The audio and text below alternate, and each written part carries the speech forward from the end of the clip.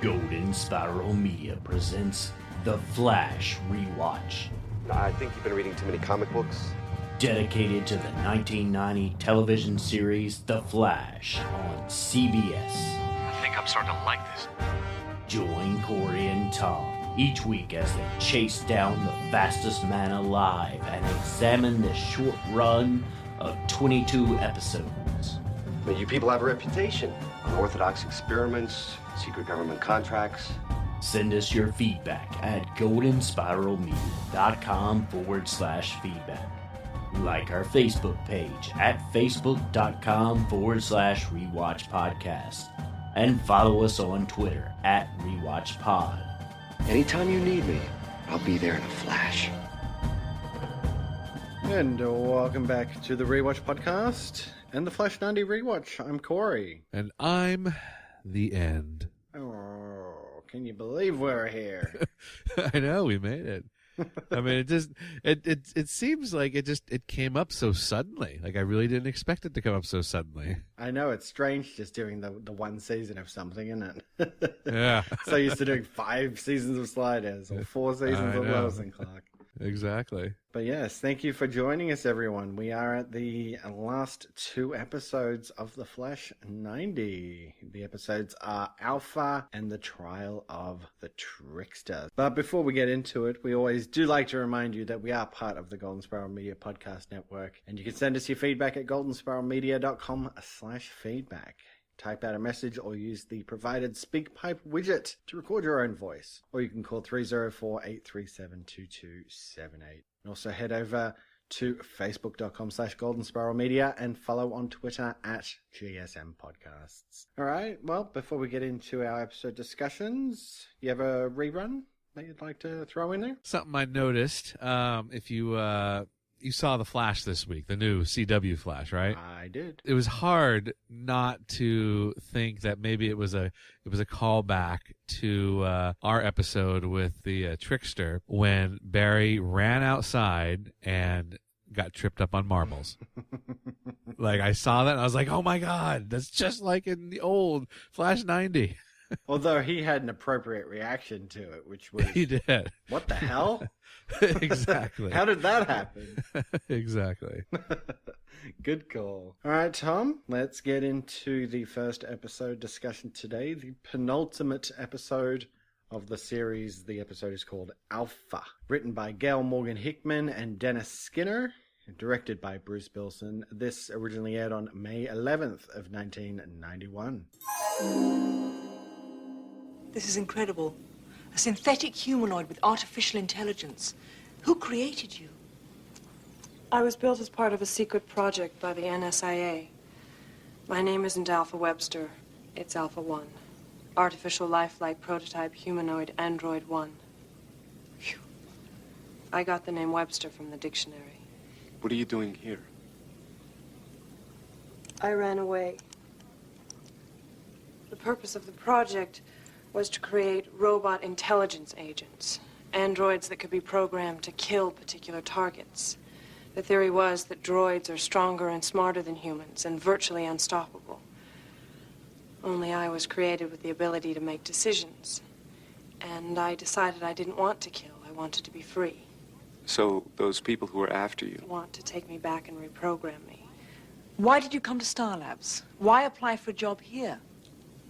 Part of me was designed by you, Dr. McGee. That's impossible. 3 years ago, you worked with Dr. Jason Rossick on a robotics project for the government. That's right. The idea was to build robotic limbs for handicapped people. There were some problems and I left the project. Last year, Dr. Rossick went to work for the NSIA. He's the one that designed and built me. Alpha, may I take an X-ray of you? Of course. I'd like to see what they've done to my work. Okay, just lie on the scanning table so I can record your image.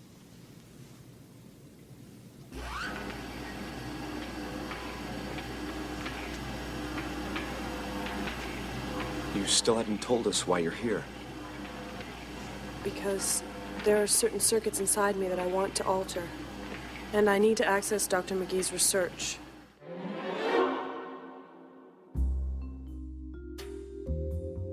After taking notice of her unusual behavior, Barry Allen and Tina McGee befriend Alpha, a mysterious woman who seems to be on the run from a collective of shadowy intelligence operatives. Alpha is in fact an android, an advanced artificial life form devised by the government to serve as the ultimate covert assassin. In defiance of her programming, Alpha refuses to kill, and having spent her sleepless nights reading about the world, decides to escape. Her creators chase her, leaving death and destruction in their wake as Alpha finds help from Barry, Tina, and even Phosnite.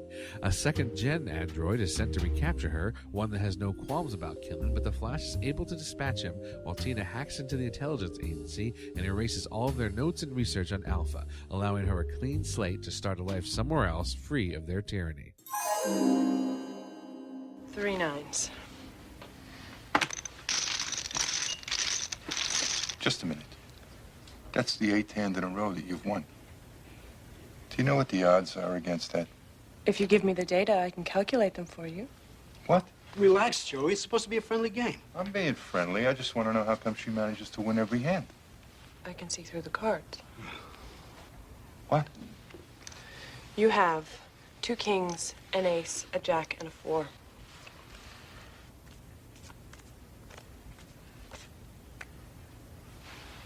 She's a good guesser. Come on, Joey. It's just a little joke. It's a gag, that's all. Is there something wrong? Nothing a little cement couldn't cure. Answer that. I'll take care of this worm.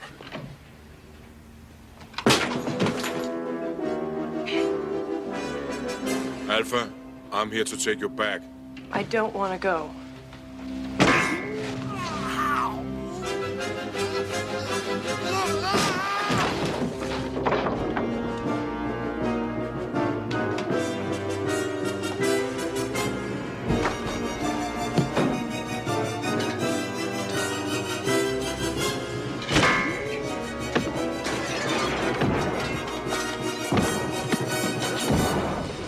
I'm taking you back.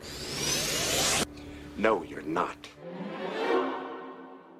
Okay, let's get into the flashpoints. All right, so this all kind of revolves around the second android, Omega, which I don't know if you noticed, but he's the same actor as the henchman from last episode. Oh, the Mallrats security guard guy. Yeah, the Mallrats security. Yeah, exactly. And I looked on IMDb, and apparently this actor, Sven Ole Thorson is his name. He was in Terminator 2 as a mall security guard as well. kind of been typecast, which is kind of funny. Well, 91. This would have been before Terminator 2. Oh, well, there you go. So maybe they saw his work and ripping off the Terminator from the first movie and said, let's throw him in the second one. Exactly. Yeah, because he definitely is kind of a ripoff of Arnold Schwarzenegger. You know, he's got the accent, he's got the black leather, and even in this episode, not that he says "I'll be back," but he says, "I'm taking you back." You know, so there was definitely some Arnold Schwarzenegger stuff with this guy in this episode. Now, Phosnite asks Alpha at one point, you know, what color are my underwear? And, you know, she says red. That could be a reference to the old 1978 Superman where Lois asks Superman, what color are my underwear? And, you know, he's like pink, you know. So it could be, you know, maybe. It's possible. It happened before this, so. Because it's X-ray vision, you know, so why not? And then finally, Dr. Rossick, the lead scientist, is also Dr. Platt from the pilot of Lois and Clark. So maybe after this whole, you know, catastrophe with Alpha, you know, he got a name change and went on to work for the government under Dr. Platt. And that's how he ends up over there at Lois and Clark, you know, designing the space station. I don't know. It's possible. Oh, well, there you go. Alpha, I've spoken to a friend of mine at Star Labs East. She's found your position in the research department. She'll also protect your true identity. And Rossick and Powers will be too busy explaining how they lost 8 years of data to come after you. Barry, do you think it's wise to let Phosnite take Alpha to the airport? Oh, sure. He's grown very attached to her. Yeah, that's what worries me. Hey, Alan. Hey. McGee. I got your plane tickets. You all set, kid? Yes. Thank you for everything you've done. You've given me my life. It's a pleasure.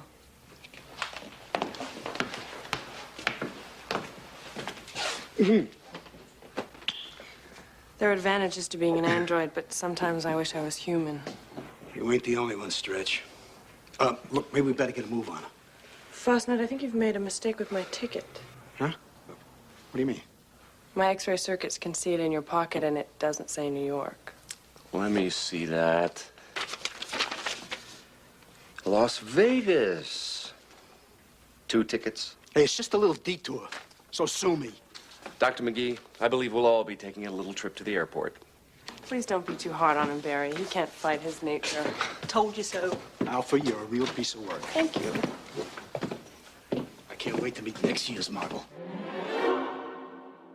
All right, so let's get into the rundown. All right, so the NSIA, or National Scientific Intelligence Agency, are making robot assassins, apparently. Yep. But they're not very good at it because this assassin that we meet, Alpha, doesn't want to kill anyone. When they were getting into the plot of this at the beginning, I was like, oh, seriously?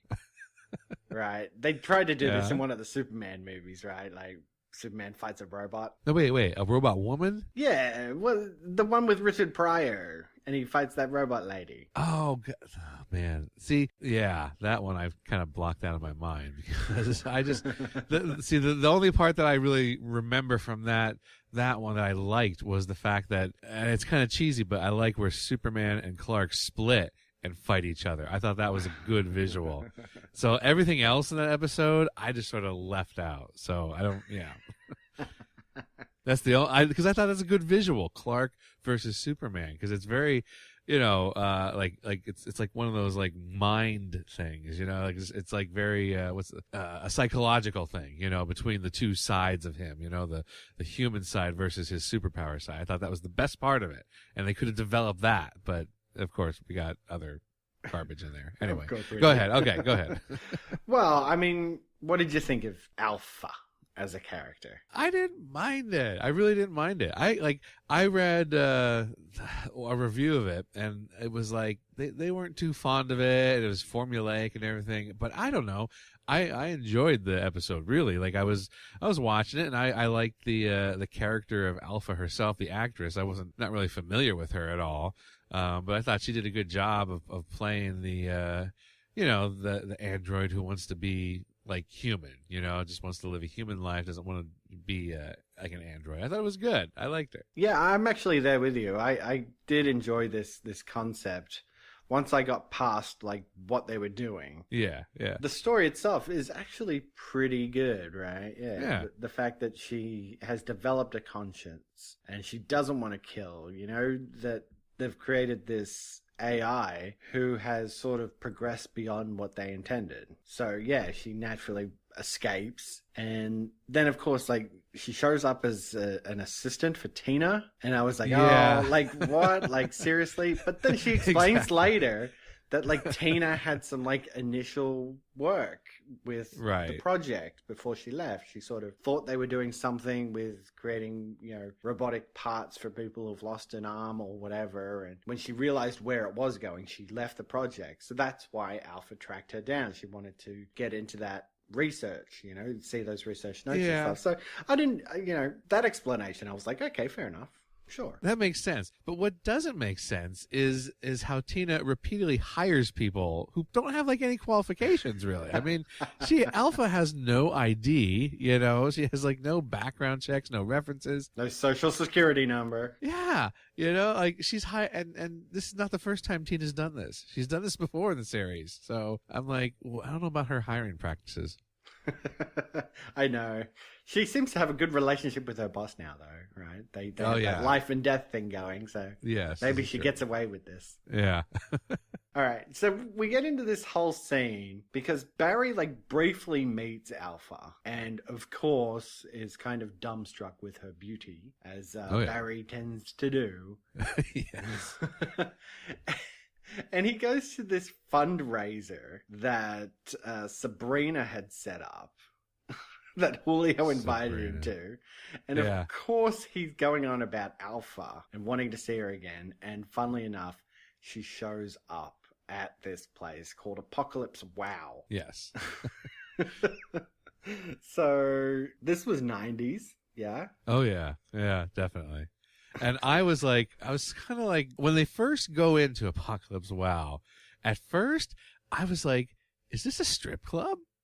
Because the camera focused on this girl and her legs and her, bottom half of her body just dancing there on this podium. And I was like, what the hell kind of place is this for a charity auction or a charity event or whatever? But I guess it's just a dance club. And I don't know. I was never a big frequenter of clubs. So maybe this is something that happens in clubs where they hire dancers to, dress in bikinis and dance, I guess. I don't know. This woman was just drunk and up there dancing for. Yeah, I guess that. Yeah. But yeah, oh man, it was so 90s. Yeah. Although when we first get there, they're playing some like generic stock music, and then it actually gets into like actual like chart-topping songs of the time as well. So I'm like, it's like they could like half afford to pay some music rights. It was weird, but whatever. See, I hadn't even paid attention to the music at that point. I'm going to have to go back and see like what songs they actually put in there. Yeah, and I meant to bring this up the other week with the Mirror Master. The scene in the bar where he's pretending to be Zoom. Barry gets him a glass of water and himself a glass of milk. Yes. And he does it again in this episode. Like he's sitting at the bar drinking a glass of milk. And I'm just like, why? He needs his calcium. I've read some things lately talking about the Flash, and I think sometimes people get Barry Allen mixed up with Wally West because the Justice League cartoon used Barry Allen's name, but the character was kind of more based on Wally West, and Wally West was always the jokey kind of Flash, whereas Barry Allen was sort of more straight cut, like he was like always by the books, like in the old comics he was by the books, very straight edge, and he would be, the Barry Allen character would have been the one to go into a bar and order milk, or he would have a water, like he wouldn't drink, whereas Wally West was a little more down to earth. And that's in the comics, and obviously things are very different now. So I think maybe that's what that was, just a reference to how straight edge Barry Allen is. Like he's just not a partier, a drinker, he's going to go for the milk rather than the gin. Fair enough. Yeah, it's something that I've been like, it's been in my mind lately because I've just seen several articles.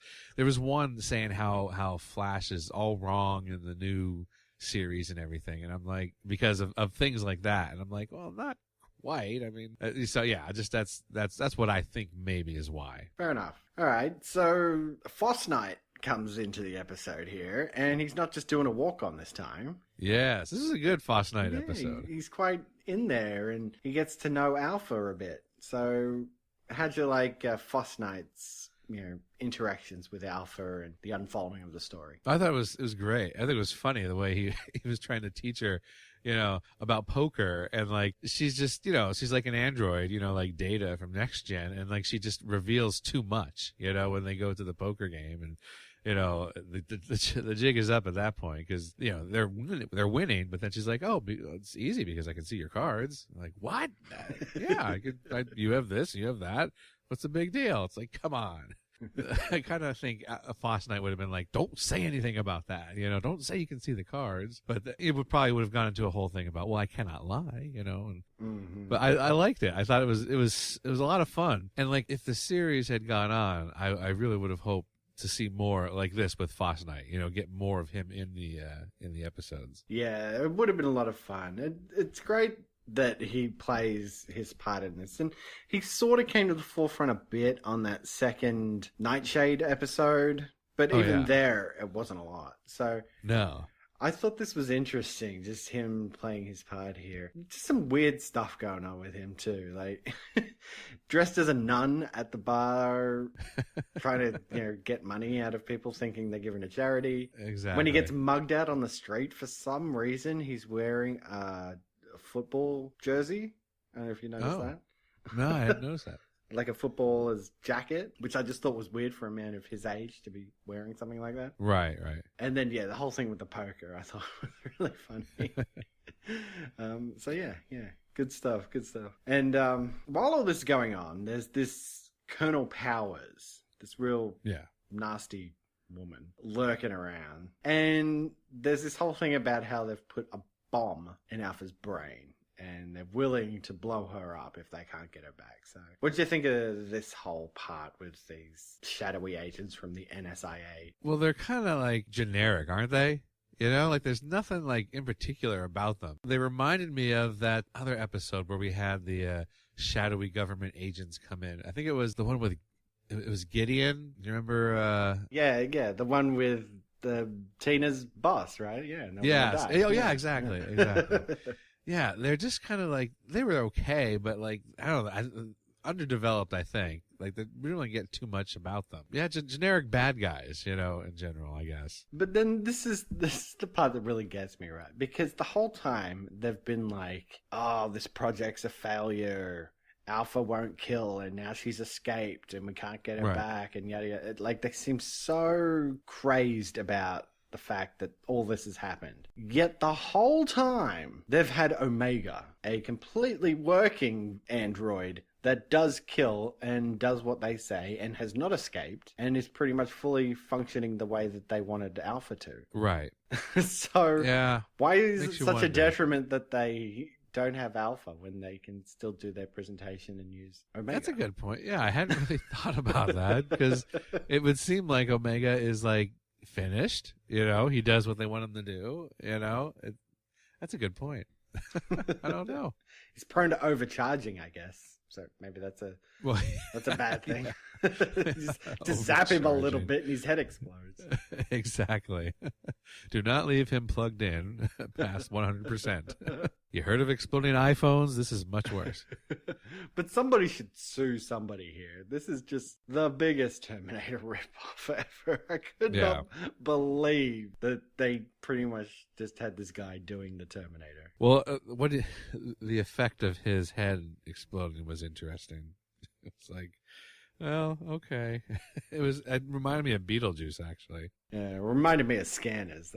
That was wonderful head explosion scene in that movie. Right, yeah. And then, like, even the end is quite interesting, because usually with these kind of things, it's like Alpha would sacrifice herself or something to save the Flash or whatever. But she actually lives. And not only that, but she's interviewed by Garfield at one point, and she's like, oh yeah, I'm a robot and stuff. The NSIA comes in and like, and Garfield's just like, what? No, like, I don't believe you, and I don't know, whatever.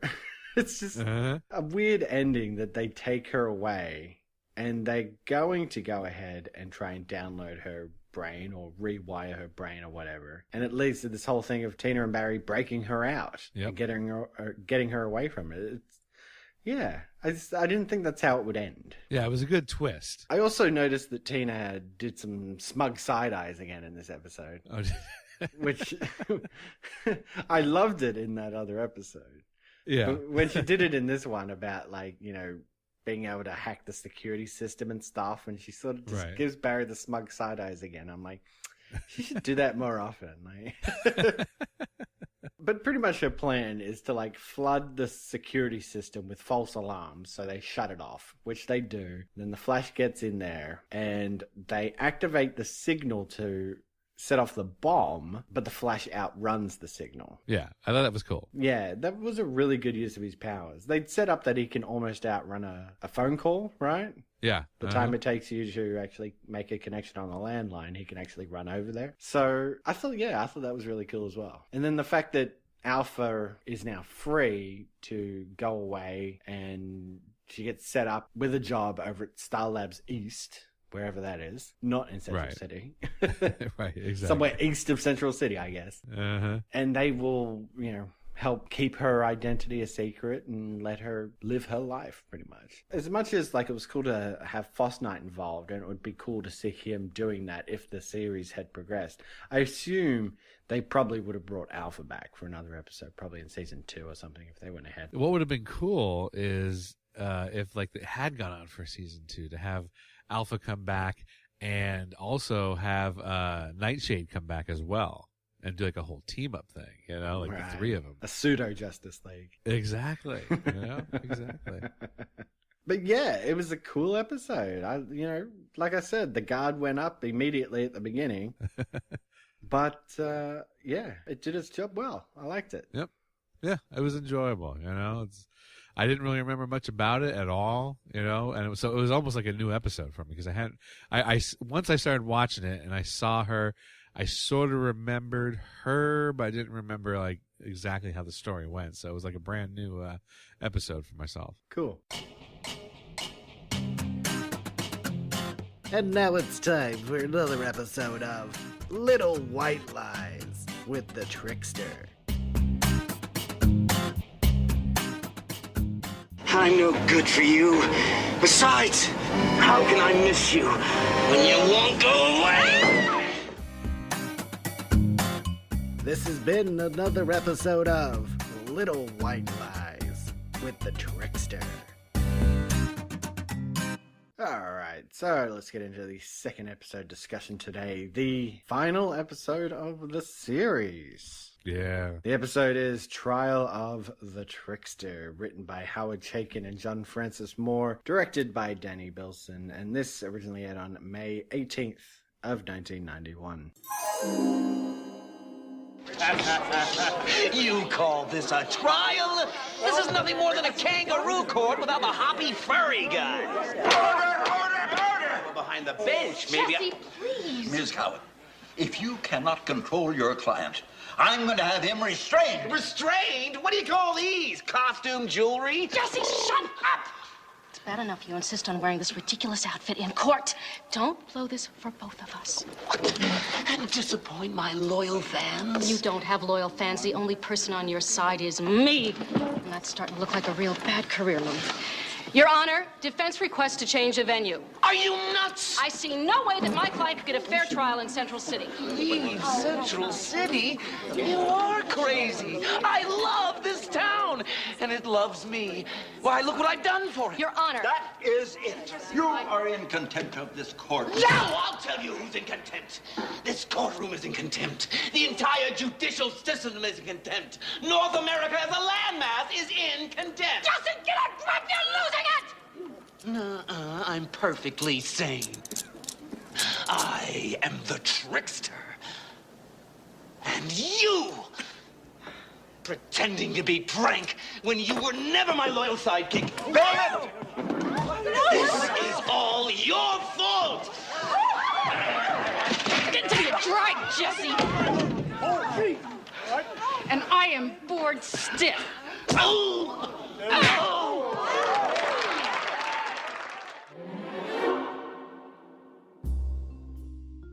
A media circus surrounds the eagerly anticipated trial of James Jesse, the maniac supervillain popularly known as the Trickster. These high-profile proceedings are brought to an early conclusion, however, when the Trickster escapes from a city courthouse with the help of toy company heiress Zoe Clark, a deranged, thrill-seeking fanatic who has become obsessed with the notion that she is Prank, the supervillain's sidekick. Reluctantly joining forces with his impish partner in crime, the Trickster kidnaps the Flash, brainwashes him, and then takes his revenge on Central City as they wreak havoc on it together. The Trickster holds his own trial with the judge and defense lawyer on the stand, and the Flash is bailiff and jury. As they find them guilty, Tina and Megan Lockhart arrive to save the day, hoping that a shot of adrenaline will awaken the Flash from his brainwashed state, and it indeed does, as the Trickster escapes with help from Prank. He doesn't get too far, though, as the Flash chases him down and brings him in, as the thankful city brands itself the home of the Flash.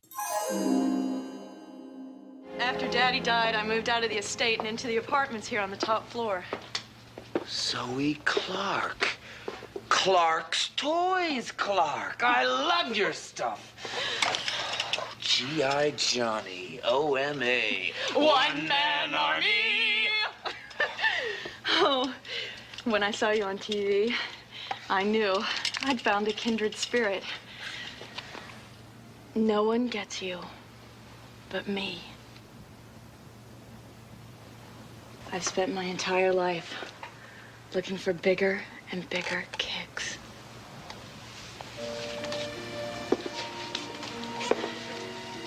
Week-long parties, to joyriding, shoplifting, burglary, arson, grand theft. An impressive resume. And you are the ultimate thrill. There's no denying that. I can't believe I finally got the trickster. Forget the trickster. It's old news. Perhaps next time I'll become Vladimir Jasinski, concert pianist. Forget Vladimir! I want the trickster. That tramp Megan Lockhart never deserved to wear this. But I do.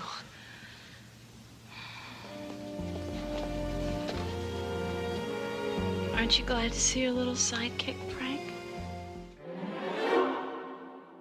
Okay, flashpoints. What do we got? So this actress who played Prank, I've seen her before in different things like sitcoms and like movies, little bit parts like that. But apparently she was in Police Academy 4 as I think Laura was her name. I can't remember now. Yes. Well, of course, Nathan and I talked about all the Police Academy movies. And yeah, she is introduced in number 4 as a love interest to Zed, the Bobcat Goldthwait character. Oh, that's right. Now I remember. I remember seeing that. Yes. Yeah.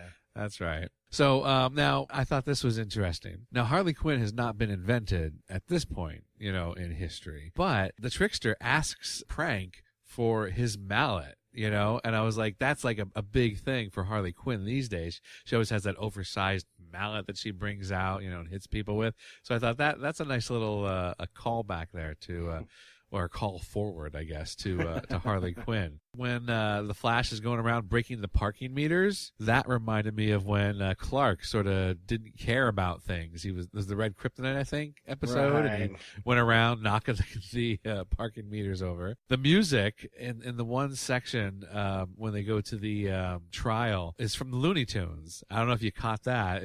They have the accordion playing. It's that whole that music was there in the background. I thought, oh, that's cool. Nice little touch there to throw that in there. And they had done that in the first Trickster episode too.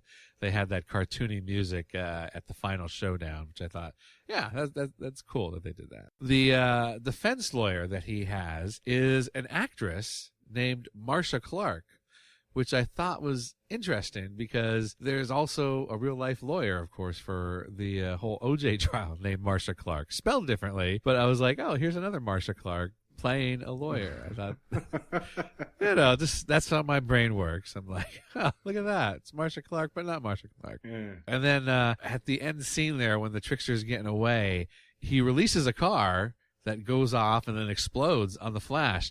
But in the next scene, when the Flash gets up and looks after the truck, that blue car is still on the truck. It's still on the same spot it was before it was released. So just a production error or something. They didn't have enough footage or whatever. Well, we'll talk about that scene. I mean, yeah, they milk that for all it's worth. Oh yeah. Definitely. And then finally, this sort of goes into characters from the comics, and we've talked about all this in the first Trickster episode about, him being from the comics. But Julio talks about a old girlfriend or a friend of his named Jinx. And I'm sure this is not, a reference to the comic character, but there is a DC Comics character called Jinx.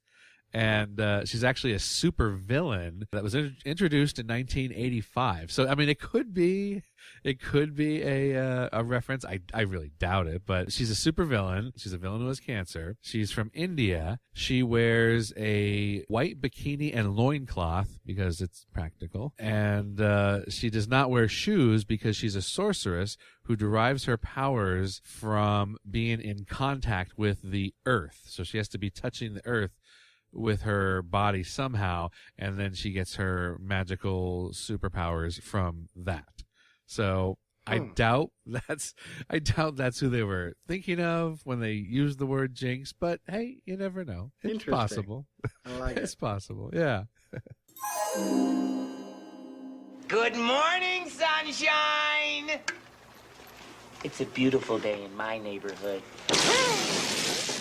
My neighbor? Stop it, Jesse. The trickster to you. And I'm Prank. I thought Megan was Prank. I'm Prank me. And don't you forget it. But don't you want to see who? He is the mask. Without the mask, he's nothing. Bupkis, not a zip. Just some boring, average, insignificant jerk nobody cares about. Who'll die alone and forgotten, watching game shows in an empty apartment. With cats. So you touch that mask again, I'll murder you. Okay? Women. So what are you gonna do, kill me? Oh, the last thing I want is you dead. With a little help, you'll come around to my way of thinking.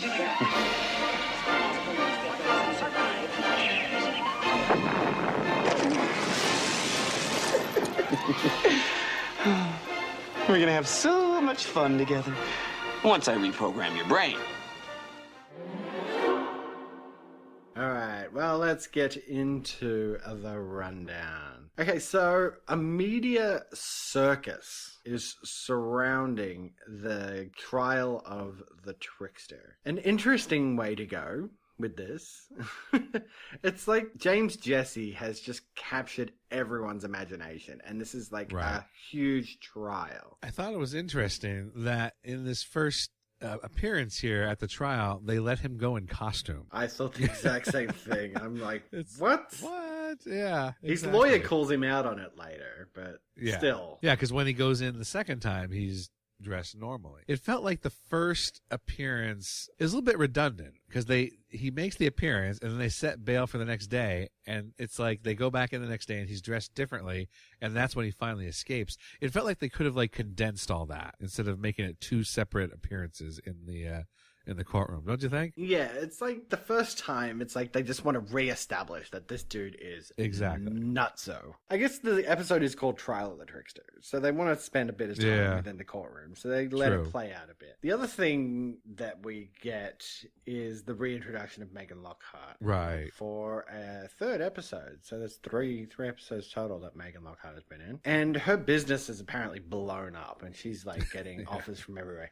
Not a good thing when you're supposed to be a sleuthing private detective. Exactly. Everybody knows what you look like. Can't really do your job very well. Right. But yeah, she's kind of gotten some celebrity for being the woman who took down James Jesse. And they kind of go with this idea of, you always hear about serial killers who get like groupies and women who send like naked pictures to them and stuff. Like, it's this kind of idea that he seems to be getting groupies because of his fame as the big, villain of Central City. And one woman in particular, Zoe Clark, who is some sort of toy store heiress, has taken it to the level of wanting to break him out and reveal herself to be the real prank. I gotta say that, like I said, I haven't seen this actress, this Corinne Bohrer, I think her name is. I haven't seen her in a whole lot, but like she did a really good job of playing this psychotic, obsessed fan. Like she did she was amazing. I was blown away when she takes off her jacket and has the outfit on underneath, and she goes walking over to him, and he's ready to give up the trickster identity, and like she just like moves, she's like, smashes something on her way over, she's like, no, you're not doing that. She was intense. I thought she was really good. Yeah, it's a bizarre idea, right? That she sort of comes in as this strong woman who gets him out of prison, and she does her part, and she wants to take her rightful place as his sidekick prank. And you think that like Jesse's gonna get all in on it, right? Yeah. Because, she comes on strong, and the two sort of make out a bit, and you figure, okay, that's how it's going to be. They're going to be partners in crime. So when it turns around that he actually starts treating her like crap, and she just takes it, like a battered housewife syndrome. And it's just like, this really is like watching this, like this is a precursor to the whole relationship between the Joker and Harley as well. Like that's like the Joker, he cares for Harley, but like he really does treat her badly, like quite a bit. Like she is like that battered housewife. Like there's like, you could read tons of articles about, how Harley Quinn is not a good role model, because she's suffers abuse at the hands of the Joker and just keeps going back to him time and time again. And that's how I feel that this prank is. That's why there's such a tie-in, for me at least, to her being like a precursor to Harley Quinn, because she keeps coming back to save him again and again, and he keeps like just knocking her down. He's like thankful, but then he's like, yeah, okay, I'm on my own now. Bye. Well, and plus it gives a reason for why the Trickster can afford to do the things that he does, have all the crazy gadgets and everything as the episode goes forward. And it pretty much starts with him pretending to be Joe Klein on the TV. Oh, yeah, it was good. Which I thought was funny. Like, everything he said, he would end up with, babe.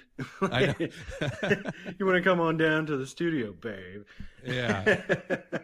Like, just doing his best Joe Klein impression. I thought that was really funny. But, he's got, like, sneezing powder, and then he's making a run for it. He's got this chewing gum stuff that goes all over the with glue floor, added in, and he gets stuck in it. Like, they go big on the goofiness of the Trickster in this one. Yeah, the sneezing powder made me laugh. I was like, what the hell?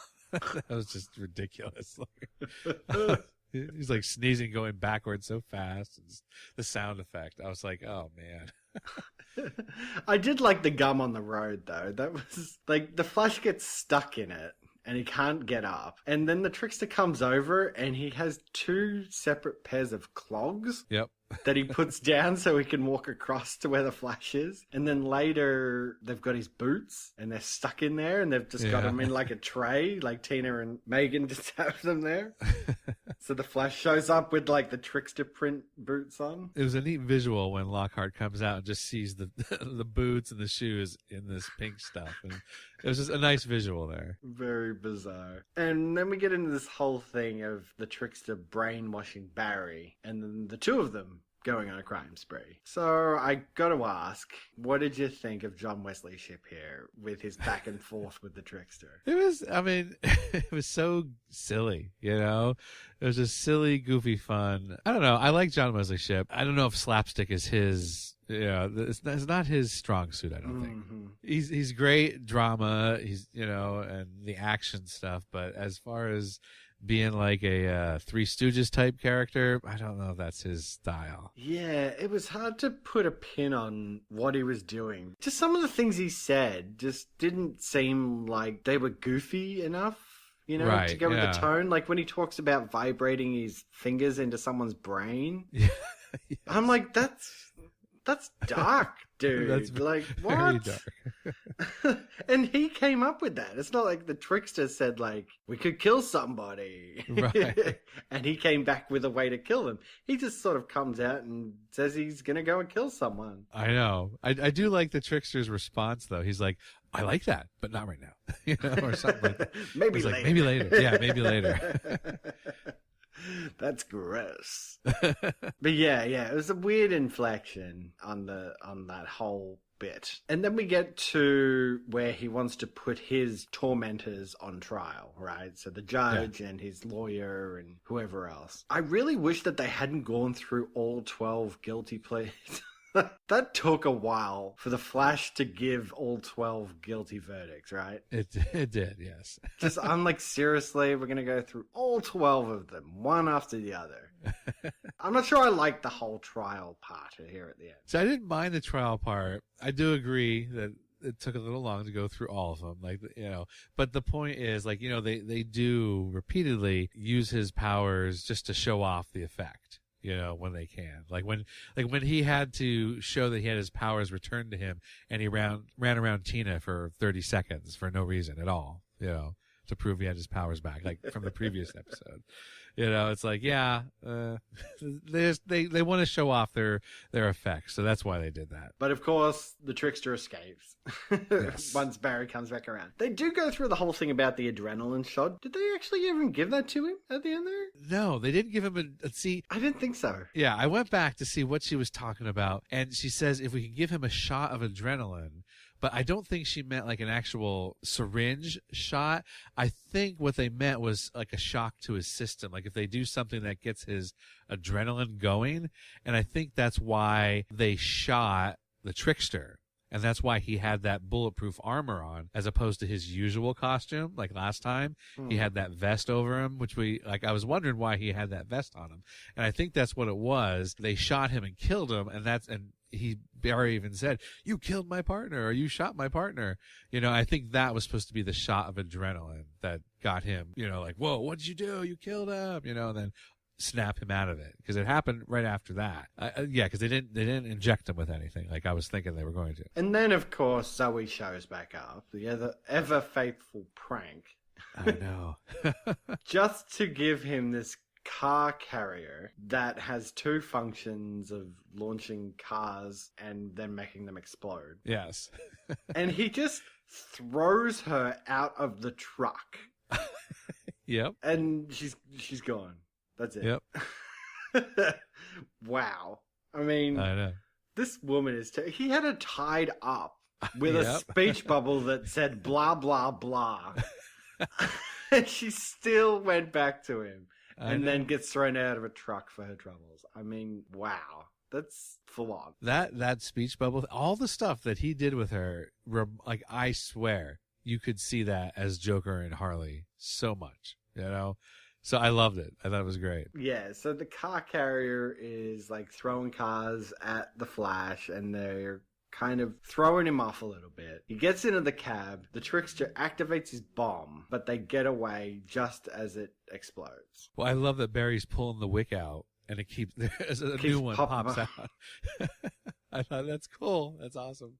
A very cartoonish kind of bomb, right? With the black sphere with the wick coming out of it. Yeah. Right. But they show this truck explosion from like 6 different angles and just repeat it over and over. Like, they get their money's worth out of doing this explosion, right? Yeah. Well, it's they save their money, for it. So let's show people what we can do. Check it out. The truck explodes, and then each individual car will explode too. And exactly. We'll focus in on the wreckage from up close while it burns in the distance. And hey, at least it's more interesting than 12 guilty verdicts. Well, yes, there you go. See? 5-minute scene. They did that for you. They're like 20 years down the line, someone's going to get really angry at this verdict scene. So we got to throw them this explosion. All right. And of course, they don't want to get rid of the Trickster. This is the second time they've had him. They obviously wanted to bring him back. Oh, yeah. Later in the series, so they have him in a padded cell, and it kind of actually made me think of Lex Luthor at the end of Batman v Superman. I'm doing an episode on that with John over on Triplecast, and he's doing like this, ding dong. Ding dong bit at the end there. That's kind of what it made me think of. Yeah, I guess so. I could see that. I'm not a fan of his Lex Luthor. I'm just gonna say, I'm a huge Superman fan.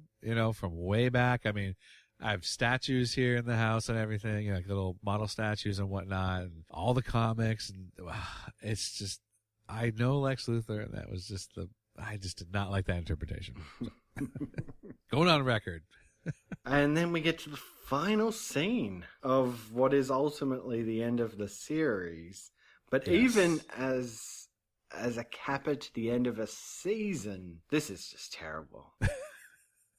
He gets a, "Hey, thanks, buddy," from Tina, and proceeds to make out with Megan Lockhart. Boo! I audibly booed at the screen with this ending. I hate this. Yeah. Like I said, it was hard for me to feel what they were trying to do there with Tina and Barry. Like, I know what they were trying to do. Just, I never really felt the romantic chemistry there. It was just so hard. Not that I wanted him to be with Megan or anybody like that, but still, yeah, I hear you. I understand. See, for me, that part was like, yeah, okay.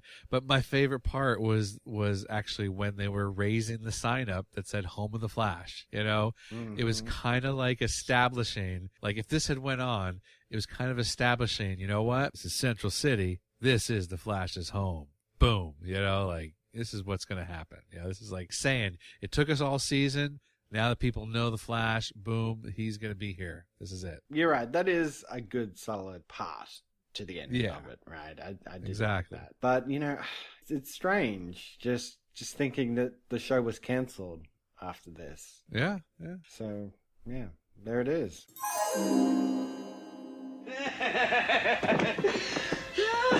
Where's the Flash when you really need him? Vibrate me out of here! They think a padded cell can stop me. How wrong they are. This will be my polyfoam fortress. Oh, they're in for such a big surprise. Because nobody tricks the trickster! Nobody!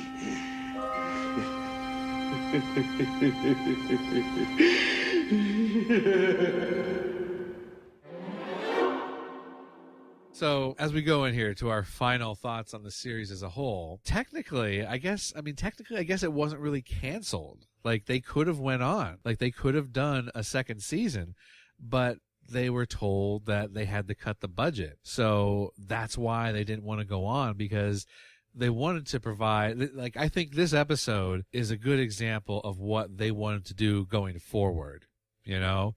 I think they wanted to up the effects a little bit, definitely focus more on costumed villains, you know, that would give the Flash more of a run for his money, you know, bring back people that had been on before. So I think just thinking that way, they thought, well, if we cut the budget, we're gonna half-ass this thing, and people are gonna like crucify it.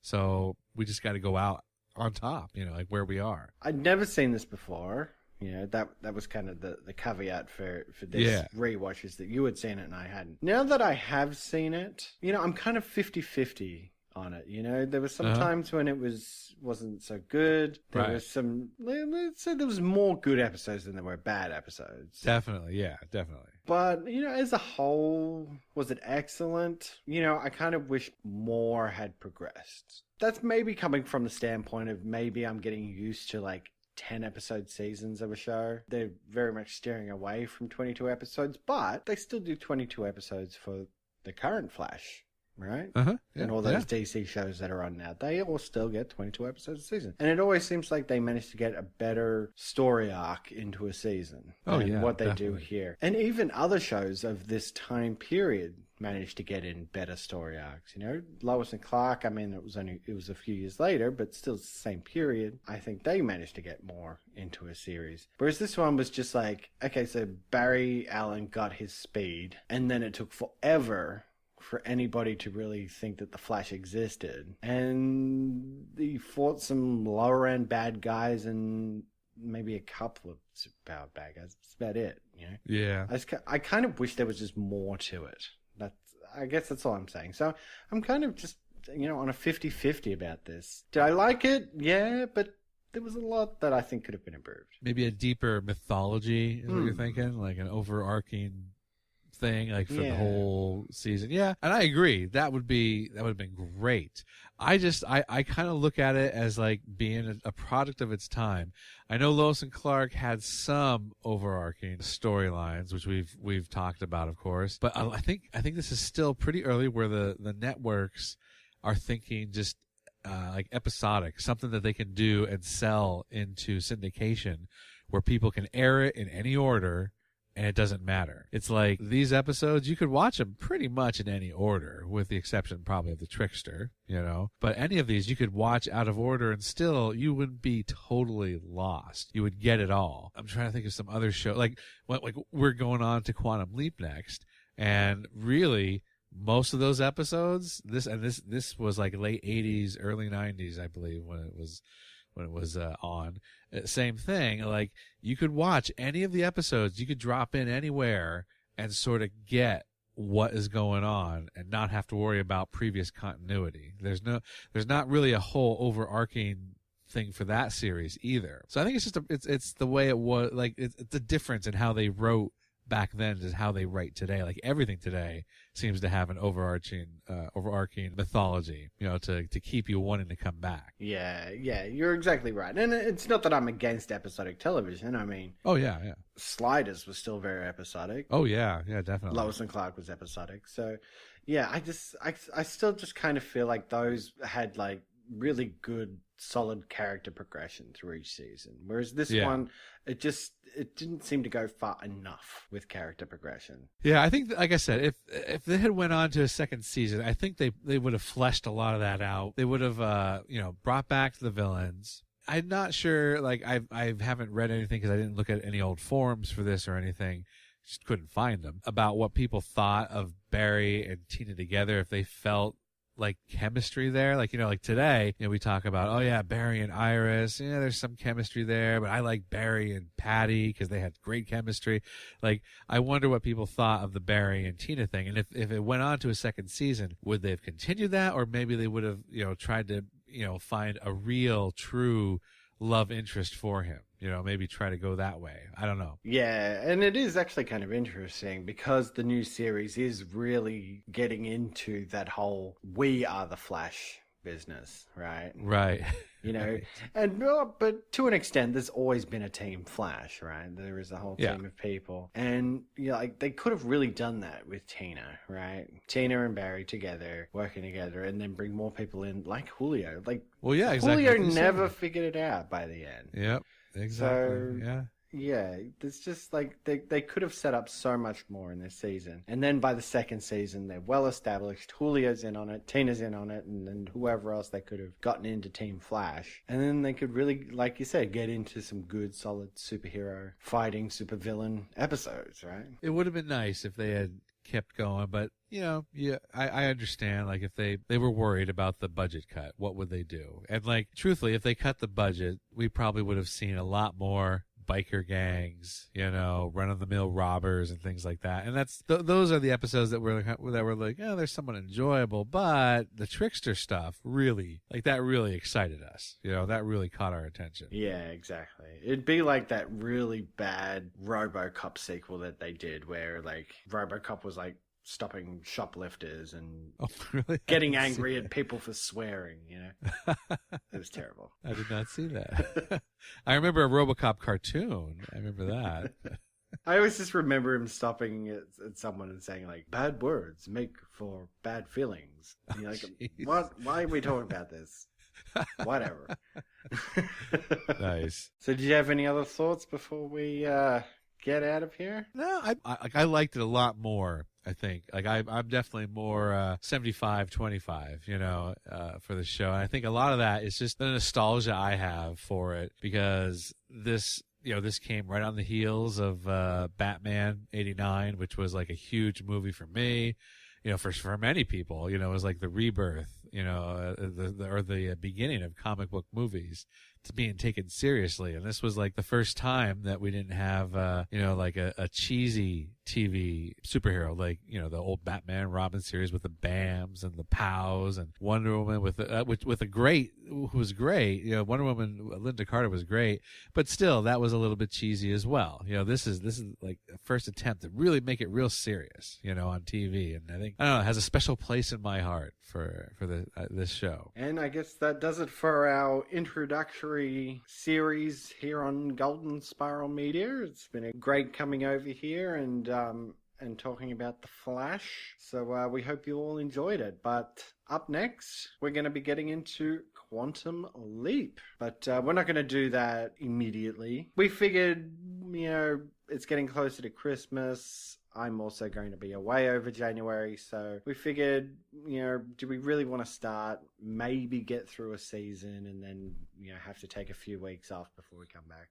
We figured we'll just leave it until the new year, so we are not getting into Quantum Leap until probably towards the end of January, but I'm still very much looking forward to it. Oh yeah, I've been waiting for Quantum Leap ever since I started thinking about it again. I'm like, oh yeah, that episode and this episode, oh, I can't wait to see that again. So very excited, very excited. And I've only watched about half of the series, the first half of it. So, yeah, if that's anything to go by for the remainder of the series, yeah, I think it's going to be a great time talking Quantum Leap with you. Definitely. But of course, in the meantime, we are going to continue to run our offer. For every 10 iTunes reviews that we get, we're going to do a bit of a raffle, pull your name out of a hat, and that person will win a free digital comic book. So if you could head over to iTunes, give us a 4 or 5 star review and write something nice, that would be wonderful. And that will continue of course, right through until we start Quantum Leap and probably continue as we go into move through 2018. I checked it again just before we started, and we've still got just one new review, which we're very thankful for, from T. Prindle, but we want more. So get in there. It's very much appreciated. Thank you. All right. Well, that is it for this episode of the Rewatch Podcast. Head over to goldenspiralmedia.com/Apple for more great podcasts from Golden Spiral Media. Don't forget to join us on Facebook at facebook.com/rewatchpodcast and on Twitter at rewatchpod. And like we said, don't forget your rate and reviews, always appreciated on your podcast app of your choice. All right. Well, as always, thank you for joining me, Tom. It has been so good getting through all 22 episodes of The Flash. Yes. And cannot wait for next year's Quantum Leap rewatch. Me too. All right. So I guess that will leave me to say until next time. Everybody dance now. We gotta run. Everybody dance now.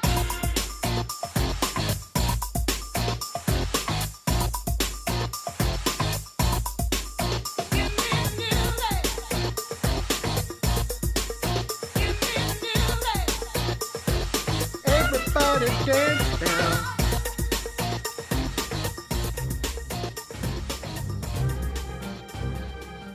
Golden Spiral Media and the Rewatch Podcast are not associated with Pet Fly Productions, Warner Brothers Television, or Warner Brothers Television Distribution. Come on, let's go down to Burger World so I can get some to eat. The use of any and all copyrighted material is solely for parody, news, analysis, critique, or educational purposes, as provided in United States Codes Title 17, aka Fair Use. I don't believe you! You're still worried about your experiment, about your life's work? Music provided by Kevin MacLeod at Incompetech.com. If all else fails, we can always go to Vegas. Copyright 2017, Golden Spiral Media. Hey, what's your hurry? You got someplace to go?